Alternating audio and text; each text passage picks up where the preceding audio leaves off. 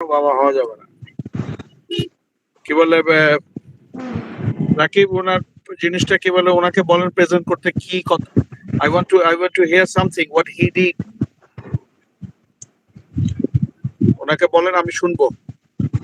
আচ্ছা আচ্ছা আহ মিস্টার বাঁধন, আমারও মনে হয় আমরা যদিও আপনার পেপারটা আমি পুরোটা পড়েছি, পুরোটা পড়েই ফিডব্যাক দিয়েছি আপনাকে, একটা বড় সড়ো ফিডব্যাক। তো তার আগে আমরা একটু আপনার কাছ থেকে শুনি আপনার আপনার যে পেপারের বিষয়টা আছে, এটা আপনি একটু আপনার মতো করে এক্সপ্লেন করেন। আপনার কি আপনি কি ল্যাপটপে আছেন? আপনি কি মানে দেখাতে পারবেন নাকি আমি শো করব? না ভাই, আমি তো ফোনে আছি। আচ্ছা, অসুবিধা নেই, আমি আপনাকে হেল্প করছি। আমি আমি এটা দেখাচ্ছি। আপনি একটু আমাদেরকে জাস্ট স্টোরি টেলিং এর মতো করে বলেন, আমরা দুই দুই চার মিনিট একটু আপনার কথা শুনি, তারপরে আপনাকে বেশ কিছু জায়গাতে আমি একটু বলে দিচ্ছি। বিশেষ করে এই যে এই জায়গাটাতে আপনি আমাকে একটু বলেন। এ- এই জায়গাটাতে একটু বলেন। এটা হচ্ছে কনজিউমার স্যাটিসফ্যাকশনে আমি হচ্ছে ইন্ডিপেন্ডেন্ট ভেরিয়েবল আর ডিপেন্ডেন্ট ভেরিয়েবল আর ইন্ডিপেন্ডেন্ট ভেরিয়েবল বের করেছি। তো ডিপেন্ডেন্ট ভেরিয়েবল হচ্ছে কনজিউমার স্যাটিসফ্যাকশন,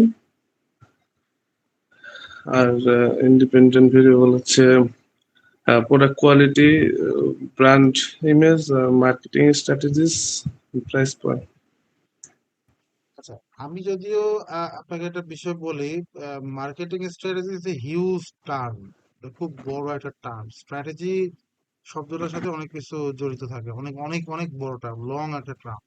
এটাকে ভাঙলে আরো টুকরো টুকরো টুকরো অনেক কিছু জিনিস বের হয়। তো আমরা ওই জিনিসগুলো না দিয়ে, যেমন ধরেন যে প্রোডাক্ট কোয়ালিটি, একটা আপনি কি বলবো, এটাকে বলা যেতে পারে মাইক্রো একটা ফ্যাক্টর। ব্র্যান্ড ইমেজ একটা micro factor, price is a micro factor, কিন্তু মার্কেটিং স্ট্র্যাটেজি কিন্তু একটা ম্যাক্রো ফ্যাক্টর। তো সেই জায়গা থেকে দেখতে গেলে বাকি তিনটা ভেরিয়েবলের সাথে কিন্তু এই ভেরিয়েবলটা পুরোপুরি সামঞ্জস্য থাকে না, একই না একটা ইনকনসিস্টেন্সি থেকে যায়। হ্যাঁ, এটাকে একেবারে মানে পিওর কনসেপ্টের জায়গা থেকে আমি বললাম, যেখানে আপনার ধরেন মার্কেটিং স্ট্র্যাটেজিকে ভেঙে হয়তো আরো দুই একটা আসতে পারতো, বা আপনার মনে করেন যে মার্কেটিং স্ট্র্যাটেজি বাদে অন্য কোনো রেলেভেন্ট কোনো কিছু আসতে পারতো। আপনার এই ফ্রেমওয়ার্কটা স্পেসিফিক কোনো থিওরির উপরে বেস করে করছেন? না ভাইয়া, এটা নিজেই করতে আর কি, কিছু কিছু আর কি যে গুগল স্কলার থেকে নিয়েছিলাম আর কি। আচ্ছা, এই কাস্টমার স্যাটিসফ্যাকশনের বেশ কিছু আপনি থিওরিজ পাবেন। আচ্ছা, বেশ কিছু থিওরিজ বলতে গেলে আহ, এটা খুবই ইজি, কঠিন কিছু না। মার্কেটিং স্ট্র্যাটেজিস কি একটু আর কি আর কি ওটাকে কেটে দিব, অন্য কিছু করবো আর কি, এটা আপনার তো সব এটাকে কাজ ছোট শেষ। করবো। আপনার তো সব কাজ শেষ, এখন কিভাবে কাটবেন? আপনার এই জিনিসগুলো নিয়ে আগেই বসতে হয়, আপনি তো পুরো কমপ্লিট রিপোর্ট জমা দিয়েছেন। হ্যাঁ, এইটা তো হচ্ছে আপনার আগে বসা উচিত ছিল। যেমন ধরেন যে কি, এই জায়গাতে খেয়াল করেন, কাস্টমার স্যাটিসফ্যাকশন বের করার জন্য আমরা আমরা কি মানে কাস্টমার স্যাটিসফ্যাকশন বের করার জন্য আমাদের পার্ট মানে পার্সিভ যে কোয়ালিটি পার্সিভ ভ্যালু বের হচ্ছে ওখান থেকে। কাস্টমার এক্সপেকটেশনস একটা থাকে, সেই এক্সপেকটেশনের উপর ডিপেন্ড করে পার্সিভ ভ্যালু তৈরি হয়, সেখান থেকে আমার কাস্টমার স্যাটিসফ্যাকশন আসে। তো ইন দ্যাট কেস এই জায়গাতেও কিছুটা ওইরকমই, প্রোডাক্ট কোয়ালিটি থেকে আমার স্যাটিসফ্যাকশন আসতেছে, ব্র্যান্ড ইমেজ থেকে স্যাটিসফ্যাকশন আসে, মার্কেট স্ট্র্যাটেজি থেকে স্যাটিসফ্যাকশন আসে। কিন্তু যেহেতু এই জায়গাতে একটা মানে থাকে যে কি স্ট্র্যাটেজি, এখানে একটা প্রশ্ন আসে, কি স্ট্র্যাটেজি, এই প্রশ্নটার কারণে আমি আপনাকে ওই কথাটা বললাম। জি, জি। ব্যাপারটা একটা মানে ইনকনসিস্টেন্সি এখানে থেকেই যায়, এইটা আপনি ওভারকাম করতে পারবেন না। এটা নাম্বার ওয়ান। সেকেন্ডলি হচ্ছে যে আপনার এই জায়গাতে কোনো থিওরি সেভাবে দেওয়া নাই। এই ভেরিয়েবল গুলো দিলে এখানে একটা মিডিয়েটর ভেরিয়েবল বাই ডিফল্ট চলে আসে। এখন আপনার ডিফেন্স বোর্ডে যদি এগুলো নিয়ে প্রশ্ন না করে সেক্ষেত্রে ভিন্ন বিষয়। কিন্তু দেখেন আপনি আপনি যখন এইরকম মাইক্রো লেভেলের ভেরিয়েবল নিয়ে কাজ করবেন তখন এখানে একটা ইমিউটেবল ভেরিয়েবল চলে আসে। এই আচ্ছা ফ্রেমওয়ার্কটা নিয়ে আমার একটু আপত্তিকরের জায়গা আছে, কিন্তু এখন আপনার ডেটা তো অলরেডি আপনি কালেক্ট করে ফেলছেন। আমি আমি যেটা দেখতে পাচ্ছি যে আপনার অ্যানালাইসিস করা ডান, এই যে কোশ্চেনিয়ার করা ডান। হ্যাঁ, এই জিনিসগুলো আগে যদি আমাদের সাথে বসতেন এই জায়গাগুলোতে আমি আপনাকে ঠিক করে দিতে পারতাম। অ্যাটলিস্ট আপনার এই ইনকনসিস্টেন্সি জায়গাটা ওভারকাম করার একটা সুযোগ থাকতো। সরি ভাই, আসলে ওইভাবে তো আমি করতে পারি নাই তো। আর একটা বড় ফাইন্ডিং হচ্ছে আমার এর থেকে, সেটা হচ্ছে আপনার রেফারেন্স রেফারেন্স আপনি এইখানে দিছেন, আচ্ছা, লিস্টে রেফারেন্স দিছেন। রাকিব, রাকিব, আমি বুঝতে পেরেছি। এই জিনিসগুলো ঠিক না করে দিলে আমি সাইন করব না। আপনি তো ভালোভাবে জানেন। আপনি ওনার সাথে বসে ওনাকে ইনস্ট্রাকশন দিয়ে মানুষ বানায় তারপর আমার কাছে ছাড়বেন। আমি 2-3 দিনের মধ্যে পুরো জিনিসটা পড়ে আমি আমার কমেন্ট দিয়ে তারপর ছেড়ে দেবো। আমি চলে যাচ্ছি। ধন্যবাদ, ভালো থাকেন। ওকে। আচ্ছা, এই জিনিসটা খেয়াল করে, এটা যদি আপনার কমেন্টে লেখা আছে যে এইখানে দেখেন রেফারেন্স আছে।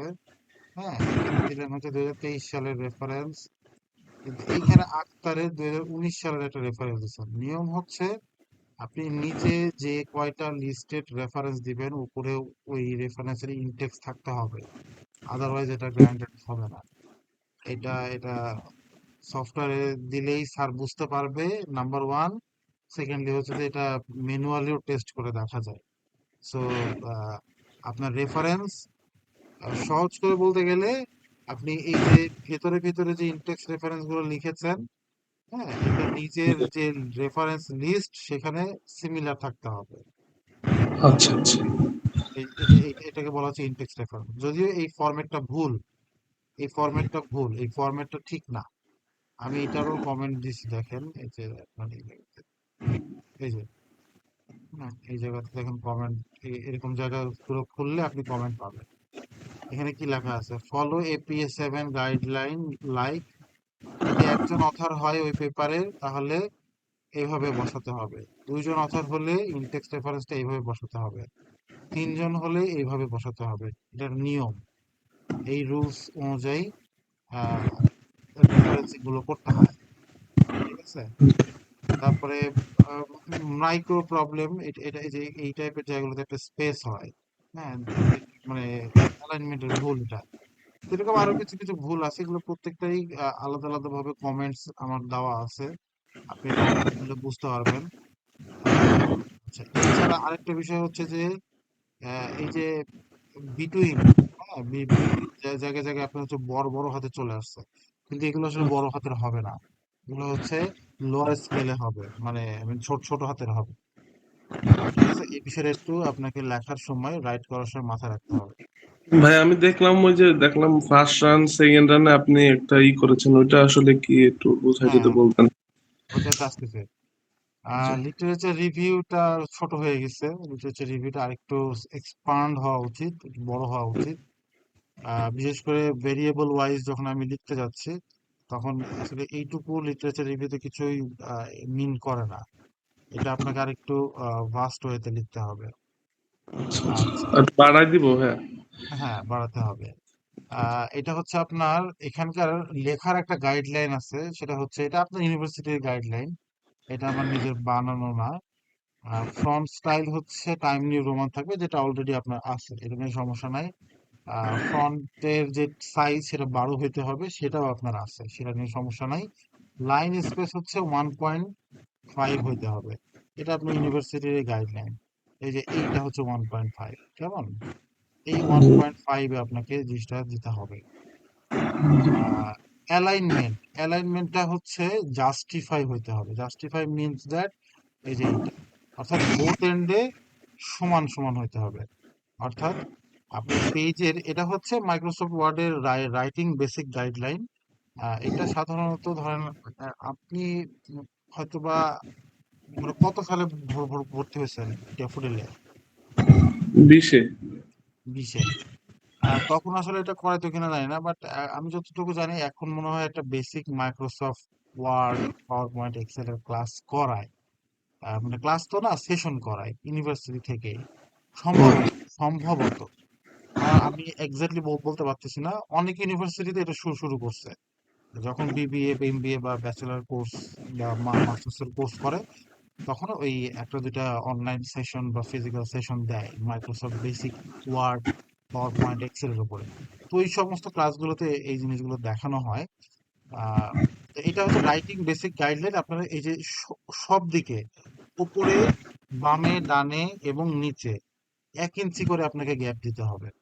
এটা এটা জি। সহজ। এই যে এখানে ডাবল ক্লিক করলে এই যে এখানে চলে আসবে। এখানে হচ্ছে যে 1 ইঞ্চি করে দিতে হবে। এখানে 1 ইঞ্চি করে দিলে এই যে, এটা এটা অটোমেটিক বাই ডিফল্ট এই যে এই লাইনটা নিয়ে নিবে। আর পেজ সাইজ হইতে হয় হচ্ছে A4 A4। এটা হচ্ছে আপনার লেটার করা, এটা হবে A4 এ। তাহলে যখন প্রিন্ট দিবেন না, অনেক অনেক সময় দেখেন প্রিন্ট দিতে গেলে ঝামেলা হয়, লেখা কেটে যায়, আগ পিছ হয়ে যায়, উপর নিচ হয়ে যায়, নানান ঝামেলা হয়, এটা হয়। তো এই ঝামেলাগুলো আর থাকবে না যখন আপনি এই জিনিসগুলো আপনি রাইটিং এর সময় ঠিক করে নেবেন।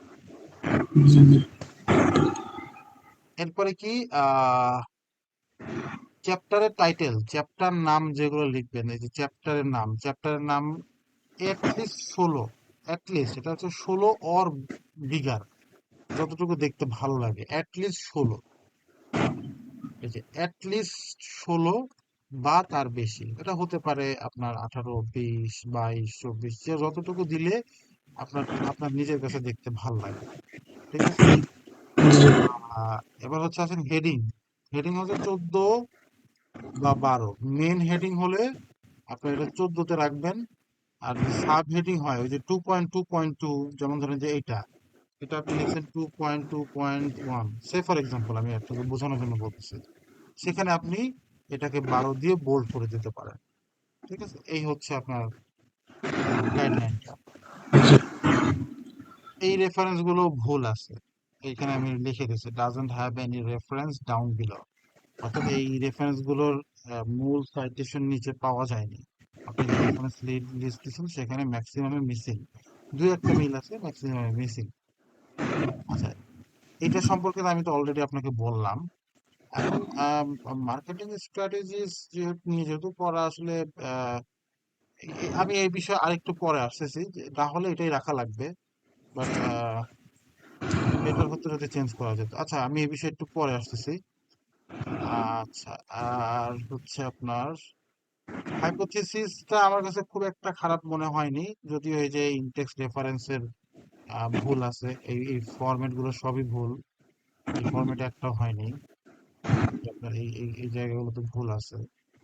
হ্যাঁ, এই লেখাটা খুব ভালো হয়েছে। ঠিক আছে, কিন্তু আপনার 4 নম্বরে এসে আপনি লিখছেন there is a significant correlationship between brand image, এটা কিন্তু ভুল হয়েছে। এখানে পাওয়া মানে প্রাইস পয়েন্ট হওয়ার কথা। ঠিক আছে, এখানে ব্র্যান্ড ইমেজ হয়তো ভুলে আসছে বা সামথিং লাইক দ্যাট হতে পারে। এই যে আমি এখানে লিখেছি already discuss in H2, in it should be PP to CS, মানে প্রাইস পয়েন্ট, এটা ভুল হয়েছে এখানে। এরপরে হচ্ছে ম্যাথোডোলজি। ম্যাথোডোলজিতে আপনি একটু আমাকে বলেন তো, আপনার মানে স্যাম্পলিং টেকনিকটা কি ছিল? আমি দুইটা পাইছি এখানে, মানে আমি সেটা বুঝতে পারতেছি না যে আপনি কোনটা ইউজ করছেন। বুঝি না ভাইয়া। মানে আপনি স্যাম্পলিং টেকনিক নিয়েছেন কোনটা?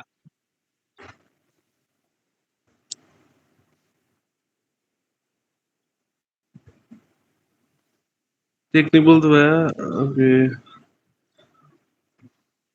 স্যাম্পলিং টেকনিক বলতে আপনি ওই যে এই জায়গাতে যে লিখেছেন, কোথায় লিখলেন, এই যে পারপাসিভ স্যাম্পলিং। হ্যাঁ, এখানে আপনি লিখলেন পারপাসিভ স্যাম্পলিং। আবার এই জায়গাতে লিখতেছেন survey with questionnaires and convenience sampling were used to gather data. তাহলে দুই রকম হয়ে গেল না, মানে কনভেনিয়েন্স স্যাম্পলিং টেকনিক আপনি বলবো এখানে বললেন যে আমি কনভেনিয়েন্স স্যাম্পলিং টেকনিক ফলো করছি, আবার এখানে এসে বলতেছেন যে there were 104 responded in the study sample, fine, show the use of purposive sampling, this group was chosen. তাহলে দুই রকম হয়ে গেল না। একবার বললেন যে আমি স্যাম্পলিংটা মানে কোশ্চেনিয়ারটাকে ডাটা গ্যাদার করার জন্য কোশ্চেনিয়ার দিয়ে স্যাম্পলিং টেকনিক বা স্যাম্পলিং সরি কনভেনিয়েন্স স্যাম্পলিং করছে। আবার এখানে এসে বলতেছেন যে 104টা আমি পাইছি পারপাসিভ করে। দুটো দুটো কিন্তু দুই রকম। ওটা তো এটা ভুলে আসছে ভাই, এটা তো আসলে খেয়াল করিনি। হ্যাঁ, so it should be fix. My recommendation is it should be purposive sampling. Convenience sampling is not wrong. আপনি মানে দুইটার মধ্যে যেটা আপনার জন্য বেশি সুইটেবল প্রেফারেবল হবে সেটা আপনি করতে পারেন। কনভেনিয়েন্স স্যাম্পলিং রং না, এই ক্ষেত্রে কনভেনিয়েন্স স্যাম্পলিং রং না, প্রপার জাস্টিফিকেশন দিতে পারলে ওইটা রাইট। আর আপনি যদি পারপাসিভ রাখতে চান পারপাসিভও রাখতে পারেন, ইট আপ টু ইউ। দুইটার ক্ষেত্রেই জাস্টিফিকেশন অবশ্যই দিতে হবে। জাস্টিফিকেশন মিনস দ্যাট কেন আমি এটা হচ্ছে আমি পারপাসিভ নিলাম বা কেন কনভেনিয়েন্স নিলাম, অন্যটা কেন নিলাম না, বা এটাই কেন আমার জন্য পারফেক্ট। স্বাভাবিকভাবেই আপনার এই প্রশ্নের উত্তরটা মানে আপনার এই লেখার মধ্যে রাখা লাগবে। আচ্ছা, এইটা একটা যাওয়ার পরে পরেরটা হচ্ছে আপনার এই যে টাইম ফ্রেম দিছেন, ইটস নট ম্যান্ডেটরি বাট দিছেন, কোনো সমস্যা নাই, দেন, বাট ইয়ারটা তো মেনশন করতে হবে। হ্যাঁ, আগস্টের 3 তারিখ, মানে কোন ইয়ারের আগস্টের 3 তারিখ সেটা তো মেনশন করতে হবে আপনার। সেম ডাটা কালেকশন টাইমলাইন, এটাও আপনার দেন, কোনো প্রবলেম নাই, কিন্তু ইট শুড বি মেনশন ক্লিয়ারলি, মানে কত সালের আপনার এটা ইয়ে হয়েছে ওটা আপনাকে দিতে হবে। এই যে এখানেও ইনটেক্স রেফারেন্সটা নো রেফারেন্স ফাউন্ড, মানে নিচে আমি কোনো রেফারেন্স পাইনি। হ্যাঁ, এই শেখ রানের একটা কাহিনী আছে। শেখ রানের কাহিনীটা আপনাকে বলি, তাহলে আপনি বুঝতে পারবেন যে আমি বিষয়গুলো বুঝতে পারছি। হ্যাঁ, শেখ রানের কাহিনী হচ্ছে যে এই লেখাটা প্রতিটা স্টুডেন্ট এই সেম জিনিস কপি করে। এই শেখ রানের রেফারেন্সটা আমি বের করছিলাম, ঠিক আছে, জি। বের করে দিছিলাম একজনকে, তো ও ইউজ করছে।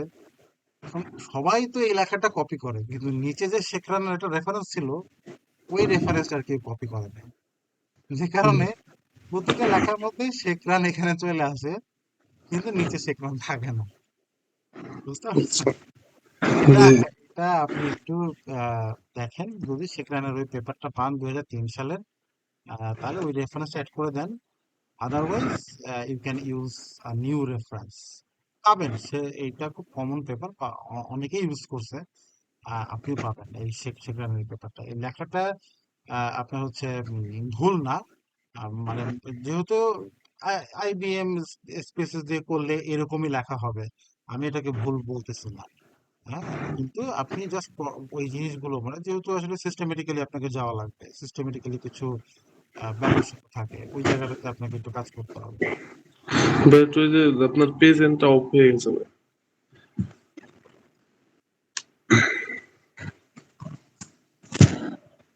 কি অফ হয়ে গেছে আবার বলুন। এই যে পেজেন্ট করছেন না, সেটা অফ হয়ে গেছে স্ক্রিন। এখন কি দেখা যায়? জি না ভাই। আচ্ছা,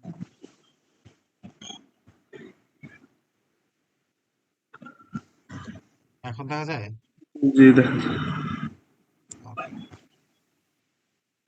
সো আচ্ছা, নেক্সট হচ্ছে এগুলো নিয়ে আমার কোনো কমেন্টস নাই, এগুলো অ্যানালাইসিস এর বিষয়। অ্যানালাইসিস ঠিক থাকলে রেজাল্ট ঠিক আছে। এটা নিয়ে আমি পরে আসতেছি। আহ, এইটা হচ্ছে আচ্ছা, এই জায়গাতে কমেন্টস এর বিষয় আছে।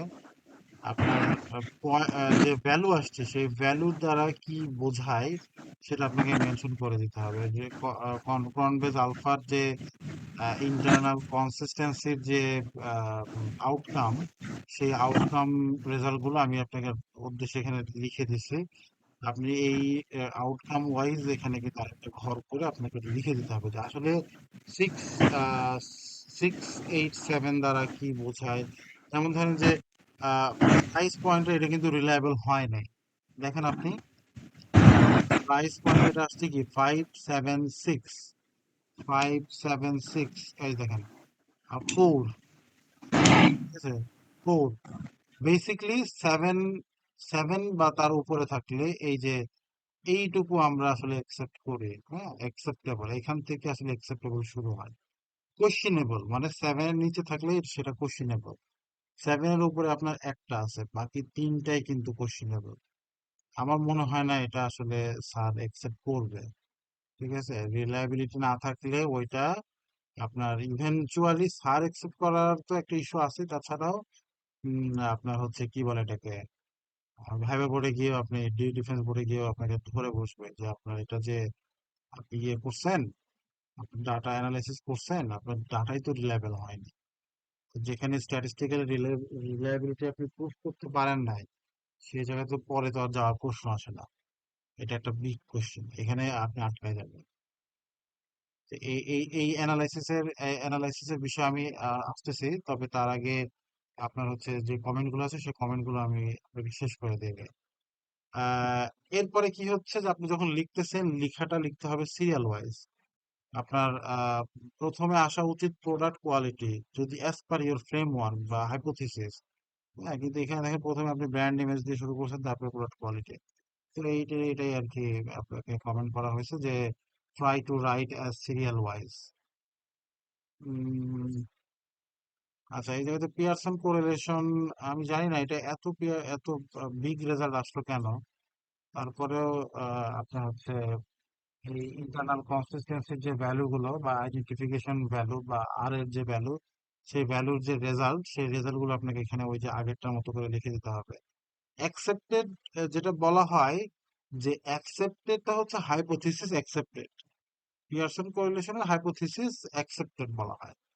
তো যদি তাই হয় সেক্ষেত্রে রেজাল্ট অ্যাকসেপ্টেড দিয়ে বললেও আমি আমি এটা কনসিডার করতেই পারি, সমস্যা নাই।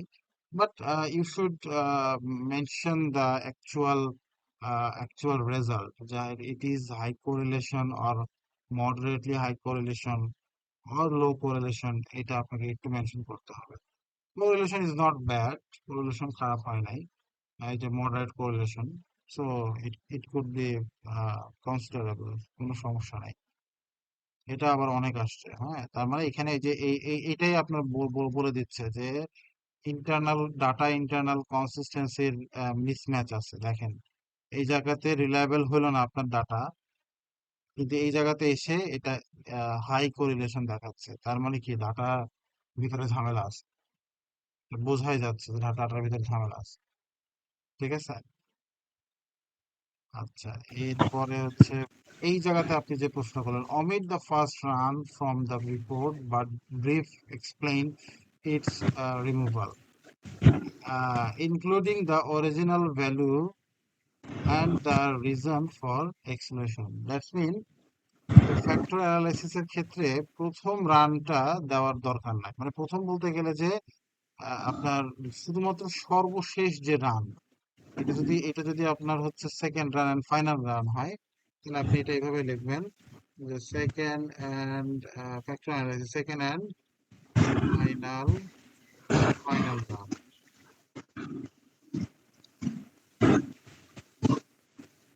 ফাইনাল রান তাহলে এর উপর একটা দেওয়ার দরকার নেই, তাই না? না, উপরেটা দিতে হচ্ছে না, কিন্তু কিন্তু আপনার ওখানে একটা স্টোরি টেল করতে হবে। স্টোরি টেলটা কিরকম, স্টোরি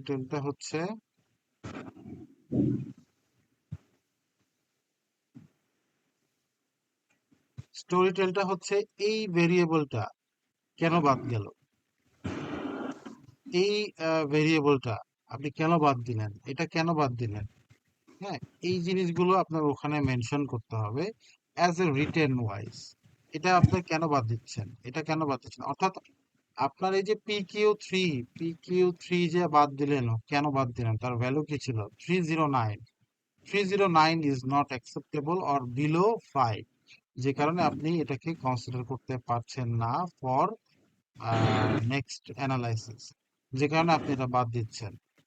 তো এইভাবে প্রত্যেকটা PP3, তারপর হচ্ছে CS1, CS2, এই জিনিসগুলো আমি বাদ দিয়ে দিচ্ছি। দ্যাটস ওয়াই এগুলো বেটার পারফর্ম করে নাই। ইভেনচুয়ালি PQ4, যেটা রোটেটেড ম্যাট্রিক্সে এসে এখানে কোনো ভ্যালু লোড নিতে পারে নাই। ইভেন BI1ও কোনো ভ্যালু লোড নিতে পারে নাই। সো দ্যাট এই কারণে আমার এই ভ্যালুগুলো এই অ্যানালাইসিস থেকে বাদ দিয়েছে। অর্থাৎ আমার পুরা জিনিসটাকে কেন বাদ দিলাম, সে বাদ দেওয়ার কারণগুলো আমাকে এখানে মেনশন করে দিতে হবে।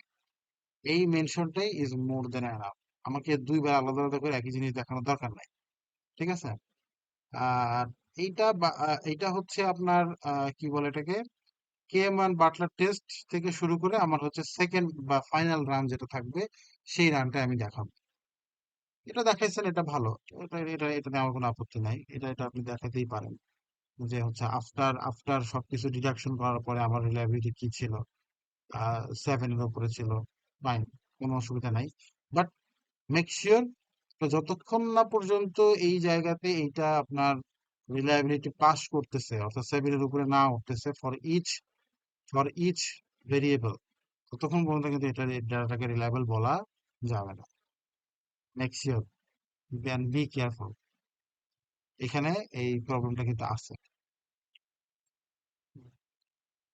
আচ্ছা, তাই এরপরে আমরা পরের স্টেজে আসি। আপনি কি এটুকু বুঝতে পারছেন? জি ভাই, বুঝতে পারছি। ফাইন্ডিংস এবং রিকমেন্ডেশনের ক্ষেত্রে মোটামুটি ঠিক আছে। তারপরে আপনি একটু ভ্যালিডেট করে নেবেন যে জায়গাতে এই কমেন্ট গুলো কি আসে নাই নাকি, বুঝলাম না তো। এখানে তো কমেন্ট ছিল। আচ্ছা, ওটা মনে হয় আসে নাই।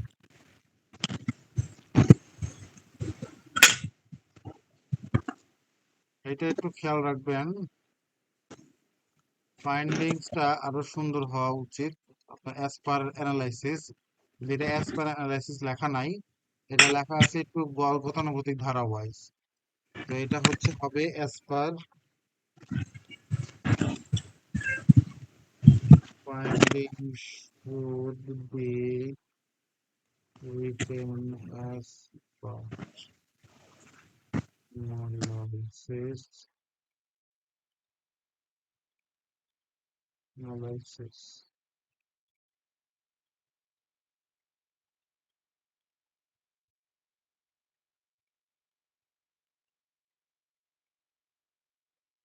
রিকমেন্ডেশনটা হবে হচ্ছে আপনার বেসড অন ফাইন্ডিংস।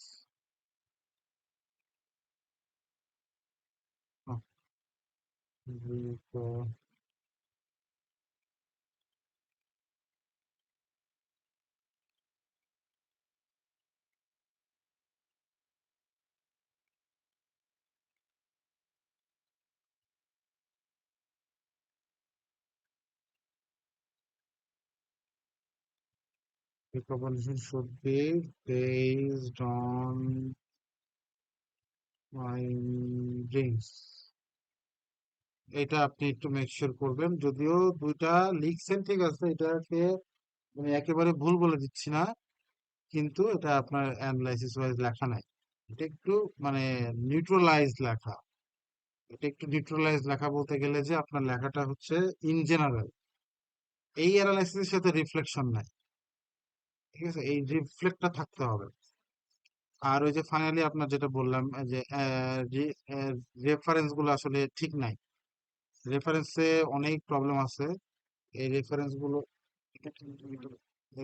গুলো কিন্তু আপনার ঠিক করতে হবে, নাহলে কিন্তু আপনার এটা পরবর্তী স্টেজে আসলে যাবে না। ঠিক আছে, জি আচ্ছা। এই বিষয়গুলোই হচ্ছে মূল প্রতিপাদ্য বিষয়।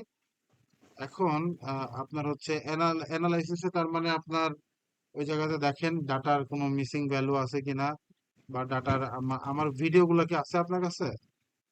জি জি, ভিডিও আছে। আচ্ছা, ওই ভিডিওগুলো দেখে দেখে আপনি ট্রাই করেন, প্রয়োজনে আমার সাথে শেয়ার করেন। এছাড়াও হচ্ছে আপনার মার্কেটিং স্ট্র্যাটেজির যে ব্যাপারটা আমি বলতেছিলাম আর কি, যে এই জায়গাতে মার্কেটিং স্ট্র্যাটেজি কোথায় গেল, এই জায়গাতে মার্কেটিং স্ট্র্যাটেজি আমি নিজেও আসলে এটা নিয়ে ভাবতেছিলাম কালকে রাতে যে কি দেওয়া যায় marketing strategy.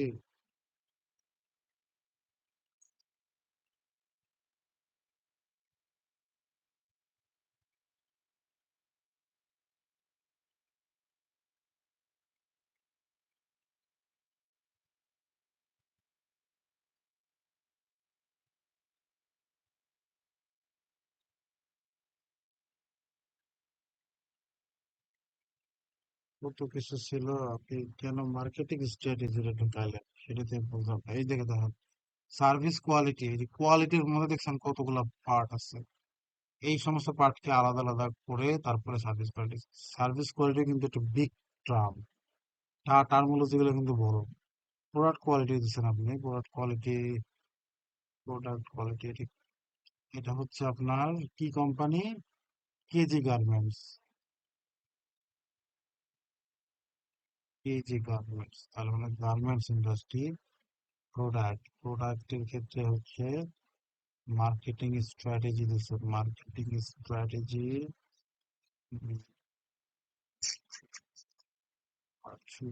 Customer expectation, customer loyalty, customer satisfaction, tangible reliability, responsiveness. এইগুলো হচ্ছে এই টাইপের ফ্রেমওয়ার্ক ইউজ করলে সহজ হয়, আপনার জন্য সহজ হয়। Association, hygienic motivation, motivation, new experience, দরকার নেই, customer satisfaction। আচ্ছা, এই জায়গাতে আপনি যদি চান, এই যে এটা আপনি যদি একটু ব্র্যান্ডিং হিসেবে এটা দিতে পারবে না। প্রাইস পয়েন্ট, প্রোডাক্ট কোয়ালিটি এই ক্লাসিফাই হচ্ছে branding related factor. Marketing strategy, একটা মিনিট দাঁড়ান, আমি একটু চিন্তা করি, 2 মিনিট দাঁড়ান, একটা মিনিট দাঁড়ান, আমি একটু চিন্তা করি, হ্যাঁ, 2 মিনিট। জি ভাই।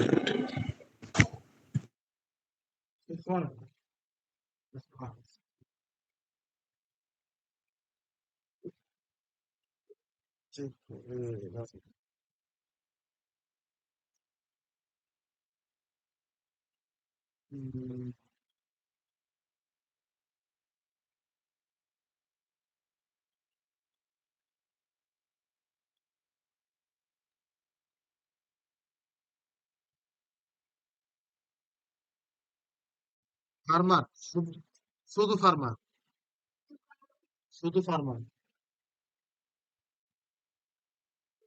সিলেবাসে কি আছে?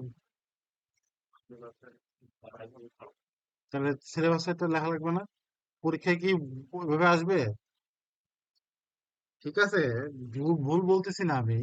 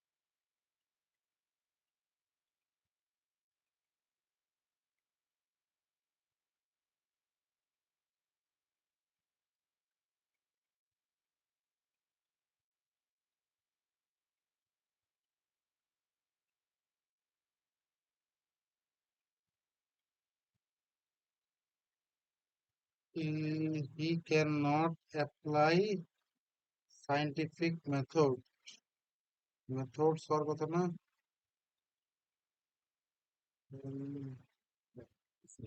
इसमें methods methods এস দিলে কি হবে? he cannot enough money to buy seed.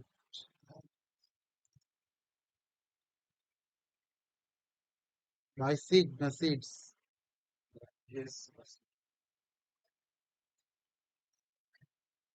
এটাও এস দেওয়া যেতে পারে, একটা মেথড তো সে অ্যাপ্লাই করবে না, সে তো কয়েকটা মেথড অ্যাপ্লাই করবে, এখানে এস দিলে সমস্যা কি?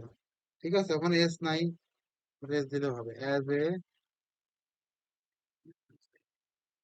as a result he cannot produce more food for himself and his family. So so he is going he is এটা লাইন কেমন হলো?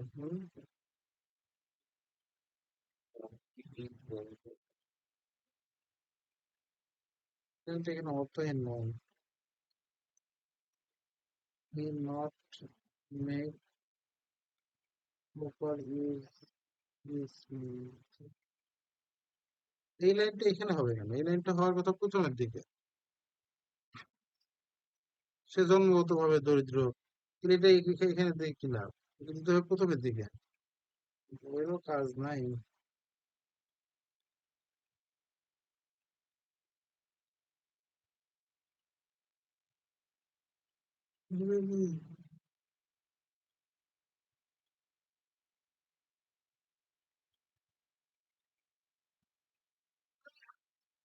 এটা কত বাবা?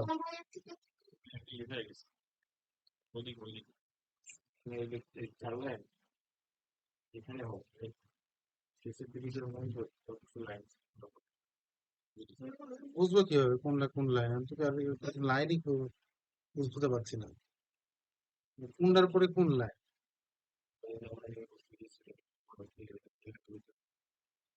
এখানে আমি কিভাবে মিলাবো? যেরকম আমার কাছে তো এই লাইনটাই মনে হচ্ছে যে এই জায়গাতে এই লাইনটা অর্থহীন লাইন। দেখো ওখানে লাইনটা পড়ো তো, ওখানে পড়ো, এর আগের লাইনটা পড়ো।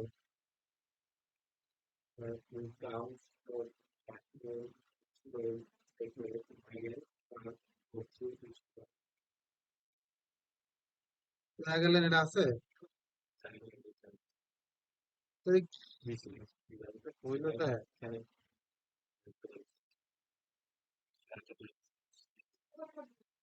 to his land he cannot study in her son and daughter. A farmer lives a struggle of expensive. He is grown poor. He not make he not make নাকি he cannot make?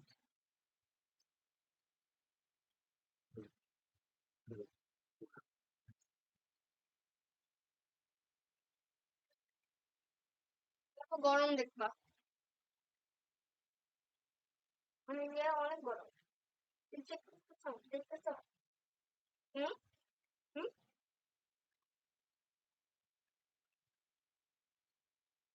এই mark নিয়ে happy থাকতে হবে।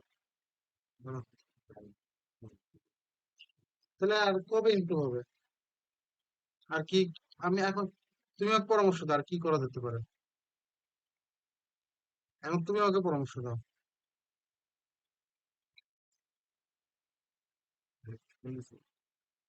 তোমার ইমপ্রুভমেন্টের জন্য আর কি করা যেতে পারে?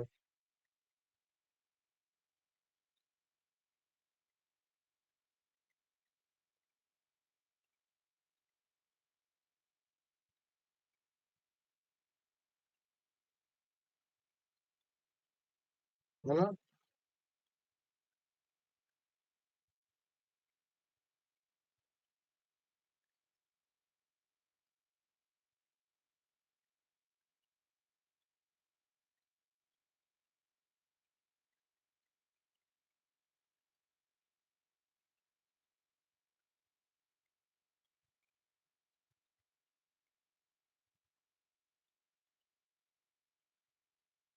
কালকে কি পড়া?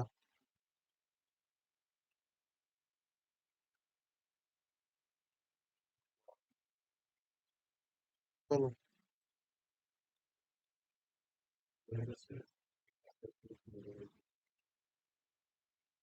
কি আছে?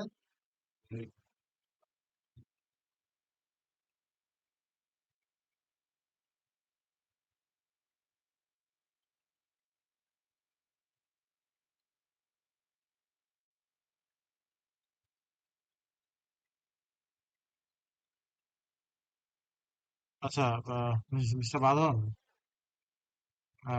আপনার আমার কাছে মনে হয় যে আপনি এটাকে যদি প্রমোশনাল স্ট্র্যাটেজি করেন, জি প্রমোশনাল স্ট্র্যাটেজি, হ্যাঁ, প্রমোশনাল স্ট্র্যাটেজি হচ্ছে আপনার হচ্ছে তাহলে সব জায়গা থেকে এটা চেঞ্জ করতে হবে। প্রমোশনাল স্ট্র্যাটেজি কিন্তু করতে পারেন। প্রমোশনাল স্ট্র্যাটেজি করলে যেটা হবে, এটা আস্তে করে আপনাকে একটু ঘুরাই ফেলতে হবে। এই জায়গাতে প্রমোশনাল স্ট্র্যাটেজি লিখবেন এবং যেখানে যেখানে মার্কেটিং স্ট্র্যাটেজি আপনি লিখছেন সেই সমস্ত জায়গায় প্রমোশনাল স্ট্র্যাটেজি রিপ্লেস করতে হবে।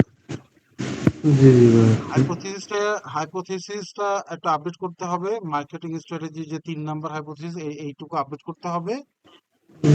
আর লিটারেচার রিভিউতে যেখানে হচ্ছে আপনার প্রমোশনাল স্ট্র্যাটেজি মানে মার্কেটিং স্ট্র্যাটেজি ছিল, এই যেমন যে এখানে মার্কেটিং স্ট্র্যাটেজি, হ্যাঁ, তো এই যে এই জায়গাতে মার্কেটিং স্ট্র্যাটেজি এই জায়গাটাতে আপডেট করতে হবে। বুঝতে পারছেন? জি জি অর্থাৎ ভাই। আপনি যদি মার্কেটিং স্ট্র্যাটেজির পরিবর্তে প্রমোশনাল স্ট্র্যাটেজি নিয়ে আসেন, এই জায়গাতে আস্তে করে চুপ করে আপনার এটা আপডেট করে ফেলতে হবে।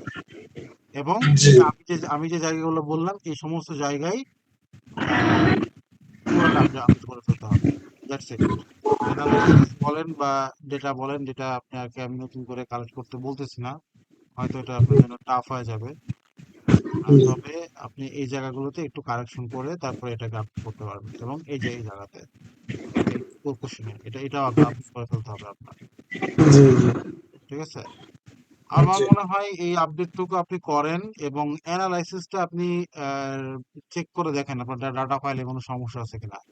অ্যানালাইসিস কিন্তু আসলে এটা অ্যাকসেপ্টেবল অ্যানালাইসিস হয় নাই।